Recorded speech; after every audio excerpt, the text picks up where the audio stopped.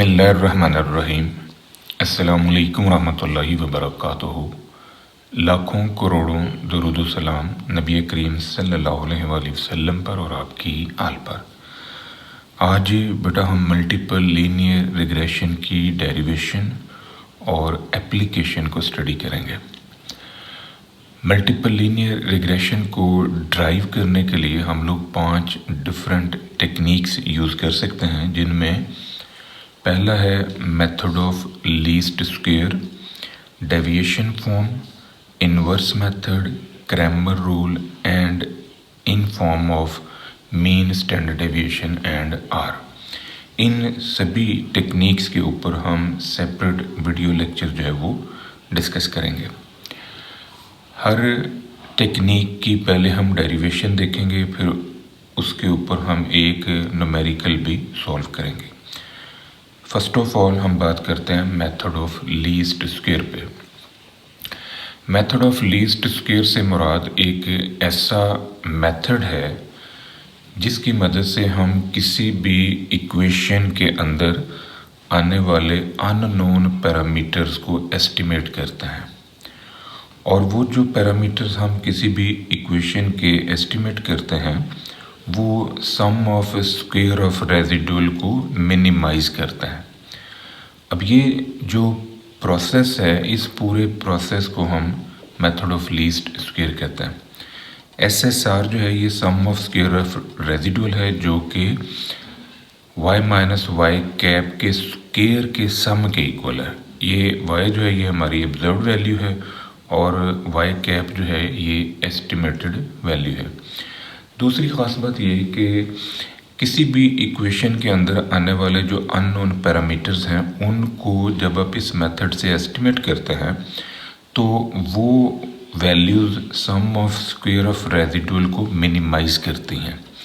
यानी उन वैल्यूज़ के अलावा आप कोई भी और वैल्यू पुटअप करें तो उस के नतीजे में जो सम ऑफ स्क्वायर ऑफ रेजिडुअल है ये मिनिमाइज नहीं होगा।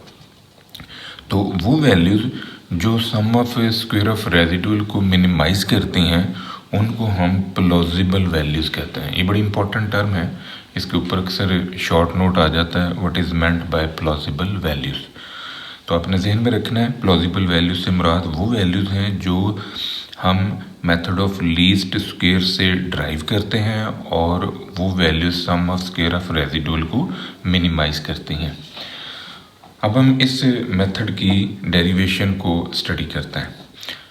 मल्टीपल लीनियर रिग्रेशन मॉडल जो है ये हमने फिट करना है, तो इसके लिए हम पहले मेथड ऑफ लीस्ट स्क्वायर की डेरिवेशन को डिस्कस कर रहे हैं। y हमारे पास है alpha plus beta 1x1 plus beta 2x2 plus error term. ये हमारा observed multiple linear regression model है। y कैप जो है a plus b1x1 plus b2x2 B estimated multiple linear regression model. जो पहले वाला है उसका ताल्लुक जो है वो पॉपुलेशन डाटा से है, और जो दूसरा है उसका ताल्लुक जो है वो सैम्पल डाटा के साथ है। जो हमारे पास रेजिडुअल है जिसे हम एरर टर्म कहते हैं, that is the difference between observed value and estimated value. अब ये जो y कैप है इसकी जगह पर हम ये कीमत रख देते हैं, दोनों तरफ स्क्वायर लें और साथ ही समेशन अप्लाई कर लें, तो ये हमारे पास से फॉर्म जो है ये बिल्डअप होगी। इसको हम कहते हैं सम ऑफ स्क्वायर ऑफ रेजिडुअल या सम ऑफ स्क्वायर ऑफ एरर। अब ये नोटिस करें कि हमने इस मेथड की मदद से 3 पैरामीटर्स जो हैं वो एस्टिमेट करने हैं। एक a है, एक b1 है, एक हमारे पास ये b2 है। तो इन 3 पैरामीटर्स को एस्टिमेट करने के लिए हमारे पास टोटल 3 इक्वेशंस होनी चाहिए। ये मैथमेटिक्स का रूल है कि जितनी आपको अननोन क्वांटिटीज़ रिक्वायर्ड हैं उतनी ही फिर आपको इक्वेशंस भी रिक्वायर्ड हैं उनको सॉल्व करने के लिए। तो इस सम ऑफ स्क्वायर ऑफ रेजिडुअल को हम डिफरेंशिएट करेंगे with respect to a, b1, b2 और फिर इन्हें इक्वेट टू 0 करेंगे, तो यहाँ से हमें पॉसिबल नॉर्मल इक्वेशन जो हैं वो मिल जाएंगी। जब हम इसे डिफरेंशिएट करते हैं विद रिस्पेक्ट टू a, तो इसके ऊपर पहले हम पावर फार्मूला जो है वो अप्लाई करेंगे। डेरिवेटिव हमने लिया, ये 2 जो है ये स्टार्ट में और 2 - 1 फिर इसका आपने डेरिवेटिव लेना। अब यहाँ पर आपने जहन में रखना है कि आप डिफ्रेंशिएट कर रहे हैं विद रिस्पेक्ट टू ए। इसका मतलब है कि बाकी सभी जो क्वांटिटीज़ हैं वो एज ए कांस्टेंट डील होंगी, आपका जो ए है वो एज ए वेरिएबल डील हो रहा है। तो इसका डेरिवेटिव भी फिर ज़ीरो हुआ, इसका डेरिवेटिव भी ज़ीरो, इसका डेरिवेटिव भी ज़ीरो। सिर्फ ये जो ए है इसका डेरिवेटिव आएगा -1। अब इसको आपने इक्वल टू ज़ीरो करना है फॉर पॉसिबल वैल्यू ऑफ ए। तो इसको जब आप इक्वल टू ज़ीरो करेंगे तो ये इक्वेशन अब आपने सॉल्व करनी है। ये -2 जो इस तरफ आ गया, इस समेशन को आप अंदर अप्लाई करें। समेशन जो है वेरिएबल x1, x2 और y के ऊपर अप्लाई होगा। ये a जो है ये एक कांस्टेंट है, फिक्स्ड वैल्यू है, इसके ऊपर समेशन हम अप्लाई नहीं करेंगे। जब समेशन आप इस पर अप्लाई करेंगे तो ये n में शिफ्ट होगा। इसको अंदर अप्लाई करने से ये summation y na minus b1 summation x1 minus b2 summation x2 equal to zero. ये तीनों टर्म्स उठा के दूसरी तरफ ले हैं तो ये आपके पास पहली नॉर्मल इक्वेशन जो है वो बन जाएगी। अब हमने इससे सम ऑफ स्क्वायर ऑफ रेजिडुअल को अगेन डिफरेंशिएट करना है विद रिस्पेक्ट टू b1। जब हम इसे with respect to b1 differentiate करेंगे तो अब हमारे पास जो b1 है वो वेरिएबल है और बाकी सभी क्वांटिटीज़ जो हैं वो एज ए कांस्टेंट डील होंगी। तो इसके ऊपर पहले आपने पावर फार्मूला अप्लाई किया, 2 उठा के आप इस तरफ ले आए, 2 - 1 और फिर इसका डेरिवेटिव लेना है। इसका डेरिवेटिव हम विद रिस्पेक्ट टू b1 ले रहे हैं तो ये भी ज़ीरो, ये भी ज़ीरो, ये भी ज़ीरो। यहाँ से आंसर हमें मिलेगा -x1 for possible value of b1। अब हम इसे इक्वेट टू ज़ीरो करते हैं। इस डेरिवेटिव को आपने इक्वल टू ज़ीरो किया, ये -2 उठा के दूसरी तरफ ले जाएं। ये x जो है x1 इसको इससे भी मल्टीप्लाई करना है और फिर साथ ही समेशन आपने अप्लाई करना है। तो इनके अंदर जब मल्टीप्लिकेशन होगी तो ये फॉर्म हमारे पास आ जाएगी। ये तीनों टर्म्स उठा के दूसरी साइड पर ले आए तो ये दूसरी नॉर्मल इक्वेशन जो है ये हमें नज़र आ जाएगी। अब मैथमेटिकली आपके पास 3 नॉर्मल इक्वेशंस होनी चाहिए, 2 हमने ड्राइव कर ली हैं। अब हम तीसरी ड्राइव करते हैं। तीसरी नॉर्मल इक्वेशन के लिए हम अपने सम ऑफ स्क्वायर ऑफ रेजिडुअल को एक दफ़ा फिर डिफरेंशिएट करते हैं। अब हम डिफरेंशिएट करेंगे विद रिस्पेक्ट टू b2। तो इस पे फिर पावर फार्मूला आपने अप्लाई किया, 2 - 1। अब यहाँ पर विद रिस्पेक्ट टू b आप डिफरेंशिएट कर रहे हैं b2, तो ये भी ज़ीरो, ये भी ज़ीरो, ये भी ज़ीरो। यहाँ से आंसर हमें मिलेगा -x2। इसको इक्वल टू ज़ीरो करें for possible value of b2। तो ये -2 जो है ये उठा के इस तरफ ले आए, ये ख़त्म हो जाएगा। ये x2 को अंदर आपने मल्टीप्लाई करना है और साथ ही समेशन अप्लाई कर देना है।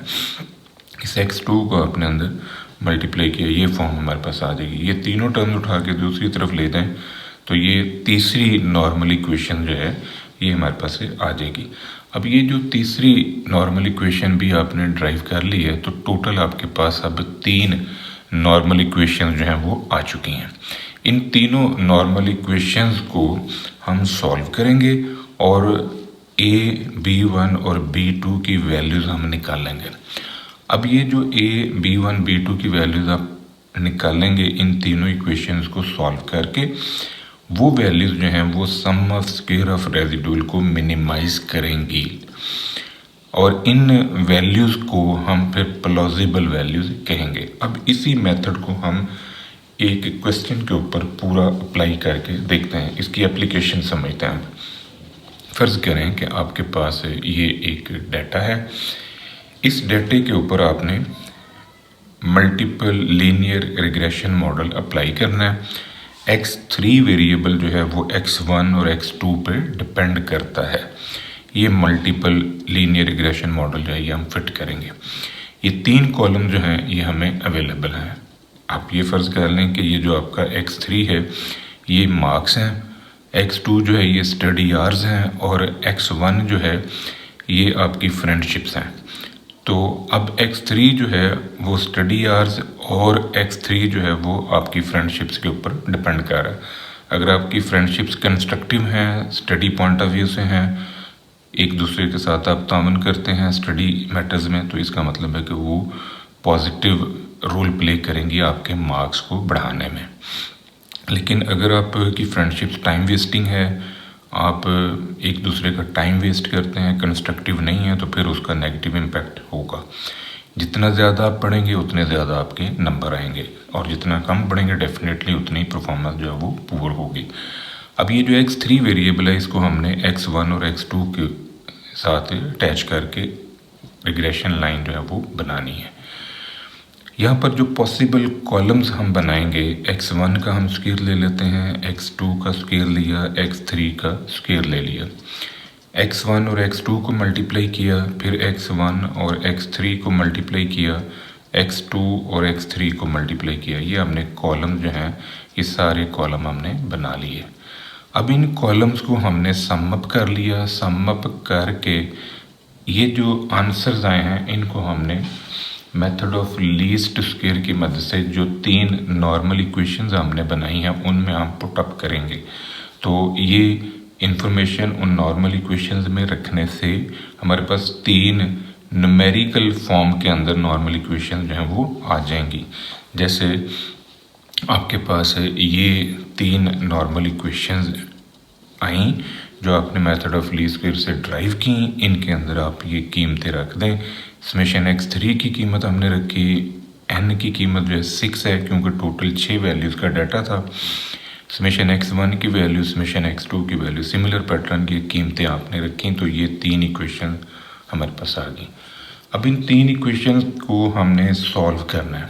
इनको सॉल्व करने के लिए हम इन इक्वेशंस के कोफिशिएंट्स जो हैं उनको बराबर करके काटेंगे। जो इक्वेशन 1 है इसको मैंने 208 से ज़रब दी, इस इक्वेशन को 208 से ज़रब दी, और इक्वेशन 2 जो है इसको मैंने 6 से मल्टीप्लाई किया, तो ये कट जाएगा। ये मैंने हवाला दे दिया जो ऑपरेशन हमने इस के ऊपर अप्लाई किया। जो इक्वेशन 1 है उसको आपने मल्टीप्लाई किया 208 से, ये फॉर्म जो है ये आ गई। इक्वेशन नंबर 2 जो है उसको 6 से मल्टीप्लाई किया तो ये फॉर्म आ गई। अब इन दोनों को आप माइनस करें, ये कट जाएगा। इसका सोल्यूशन आया -68, इसका सोल्यूशन आपके पास ये, इसका सोल्यूशन ये। माइनस से अगर आप दोनों तरफ मल्टीप्लाई कर लें तो ये आपके पास एक इक्वेशन आ जाएगी नंबर 4। अब आप इक्वेशन 3 जो है उससे मल्टीप्लाई करवाएं 208 से, और इक्वेशन 2 को मल्टीप्लाई करवाएं 21 से, फिर ये कटेगा। तो ये ऑपरेशन मैंने हवाला दे दिया। इक्वेशन नंबर 3 जो है इसको मल्टीप्लाई किया 208 से, तो ये फॉर्म जो है ये आ जाएगी। इसी तरह जो इक्वेशन नंबर 3 है, इक्वेशन नंबर 2 जो है उसे हमने मल्टीप्लाई किया 21 के साथ। इस इक्वेशन को 21 से मल्टीप्लाई किया तो इससे हमारे पास ये फॉर्म आ गई। ये दोनों कोफिशिएंट बराबर हो गए तो इनको आपने काट दिया। यहाँ से एक और इक्वेशन जो है ये बिल्डअप हुई जो कि in terms of B1 and B2 है। माइनस से ज़रब दे दें, ये इक्वेशन आपके पास आ जाएगी 5 नंबर। अब इक्वेशन 4 ये भी B1 और B2 की फॉर्म में है। इक्वेशन 5 ये भी B1 और B2 की फॉर्म में। अब हमने इन दोनों इक्वेशंस को सॉल्व करना है और इनको सॉल्व करके हम B2 की या B1 की कीमत निकाल सकते हैं। जो इक्वेशन 4 है इस इक्वेशन को आपने मल्टीप्लाई करना है 3816 से, और इक्वेशन नंबर 5 जो है इसको आपने मल्टीप्लाई करवाना है 6992 से। तो फिर आपने माइनस करना है। ये ऑपरेशन जो है ये मैंने लिखा हुआ है। इस ऑपरेशन के मुताबिक हम ये रिजल्ट्स जो हैं ये ड्राइव कर रहे हैं। इनको काटें, यहाँ से आपके पास ये फॉर्म जो है बिल्डअप होगी और B2 का न्यूमेरिकल आंसर आ जाएगा 3.794। अब ये जो आंसर हमारे पास आया है इसको हम इक्वेशन नंबर 4 में या इक्वेशन नंबर 5 में रख के तो B1 की कीमत निकाल सकते हैं। ये जो वैल्यू आई है इसको मैंने इक्वेशन नंबर 4 में रखा। ये मेरे पास इक्वेशन नंबर 4 है, यहाँ पर मैंने वैल्यू रख दी 3.794। तो 3.7 इक्वेशन B2 की वैल्यू मैंने रखी है। B2 की वैल्यू जो है ये है 3.794। 3.794 रखने से हमारे पास ये फॉर्म जो है ये बिल्डअप हुई। इसको उठा के दूसरी तरफ ले आए और इस टर्म पे डिवाइड कर लें, तो इसको सॉल्व करने से B1 का ये आंसर आ गया। अब हमने B1 भी निकाल लिया, B2 भी निकाल लिया। अब हमें चाहिए B0 की कीमत। जो B0 है इसको हम इक्वेशन 1 में वैल्यूज पुट करके निकालेंगे। ये हमारे पास इक्वेशन 1 है। B1 और B2 की जो कीमतें हमने निकाली हैं वो यहाँ पर रखें और इन दोनों को उठा के दूसरी तरफ ले आएँ, 6 पे डिवाइड करें, तो ये B0 का आंसर जो है ये हमारे पास आ जाएगा। आप ऑब्ज़र्व करें कि ये जो दो वैल्यूज़ हमने निकाली थी, इन दोनों वैल्यूज़ को B1 की वैल्यू और B2 की वैल्यू, इन दोनों को आपने इक्वेशन 1 में रख दिया। इसको उठा के इधर ले आएँ, इसको उठा के इधर ले आएँ और फिर 6 पे डिवाइड करें, तो ये B0 का आंसर हमारे पास आ जाएगा। जब ये B1, B2 और B0 की कीमतें आ जाती हैं तो ये हमारा फिटेड मॉडल जो है वो आ जाएगा। अब इस फिटेड मॉडल को हमने यूज़ करना है। इस फिटेड मॉडल को जब हम यूज़ करेंगे तो इस फिटेड मॉडल को यूज़ करके हम लोग ट्रेंड वैल्यूज जो हैं वो मालूम कर सकते हैं। ये हमारा फिटेड मॉडल है। यहाँ पर x1 की और x2 की कीमतें हमने रखनी हैं। तो जब हम यहाँ पर x1 और x2 की कीमतें रखेंगे, इससे हमारे पास ये कॉलम जो है ये खुलेगा। ये एस्टिमेटेड वैल्यूज़ का कॉलम जो है ये बन जाएगा। दूसरी ख़ास बात ये कि ये जो आपने मॉडल फिट किया और इससे आपने ये एस्टिमेटेड वैल्यूज़ निकाली x3 की, ये जो एस्टिमेटेड वैल्यूज़ का सम है और यहाँ पर जो ऑब्जर्व्ड वैल्यूज़ का सम है, ये दोनों बराबर होने चाहिए या अप्रॉक्सीमेटली बराबर होने चाहिए। तो आप ऑब्ज़र्व करें कि ये 25 है और ये 24.998 है। तो ये अप्रॉक्सीमेटली दोनों टर्म जो हैं ये इक्वल हैं। यही चीज़ जो है ये हमने प्रूव करनी थी। ये था बेटा आज का हमारा लेक्चर। दुआ में याद रखिएगा। इंशाल्लाह अगली वीडियो के साथ फिर हाजिर होंगे। फ़ी अमान अल्लाह।